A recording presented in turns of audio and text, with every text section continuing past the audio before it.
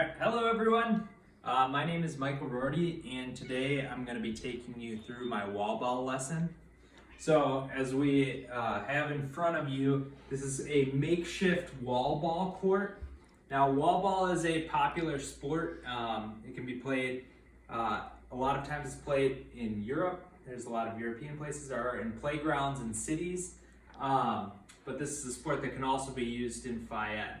So there are actual dimensions for the court. However, when you're playing it in a Phi-Ed class, you can use a modified court. In fact, that'd be recommended, especially if you're going with beginning players.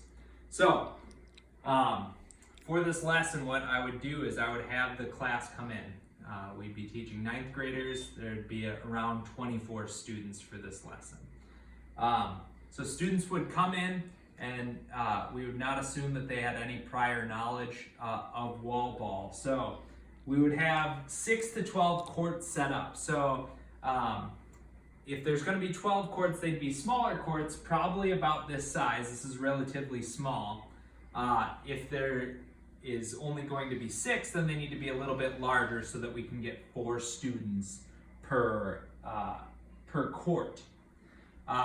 So students initially would come into the classroom and they would gather around this court. They would not have partners at this point, and they would not have equipment at this point. So the first stage of this lesson would simply be explaining the court. So if we look at the court consists of the wall. This is called the front wall. Then there's a line that goes through the middle of the court. This is the service line. There are 2 side lines that go up all the way on the wall, and then there's also a baseline along the end. Okay, so after we would go through initially just explaining what the court looks like, we would move on to students getting a pair and then a ball. So in order to make things run smoothly, I would have the names of the pairs of students written on a whiteboard or somewhere in the gymnasium so that students could quickly grab their equipment and move to their designated area. So when students get to their designated area, each person will have a ball. For this example, I use the large. This is a beach ball. I probably wouldn't recommend this for 9th graders. I'd probably recommend something like a volleyball, perhaps a lightweight volleyball, or like a bouncy, a rubber kickball, something like that. But we want to start with a larger ball. In the real game, the ball is smaller and more rubberized, like a racket ball. However, just to get some of the beginning skills down, we're going to modify it and use some larger equipment.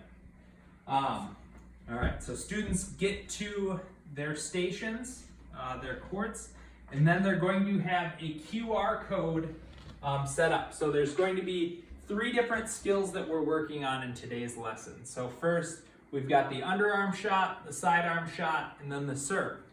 So on the teacher's command, students will use a device, so either a phone or a tablet. It depends on the school district that you're at. Some school districts will have tablets. But if they don't, they can always bring their phone too. We'll just use our picture here. We'll scan the QR code. And then if we look here, my internet works. We should get a video. So here's an instructional video on how to hit underarm shots. So I'll just get that playing quick.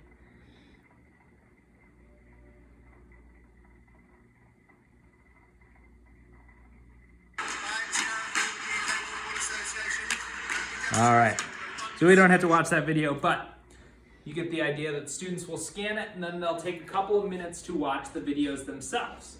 So next, students are going to practice individually.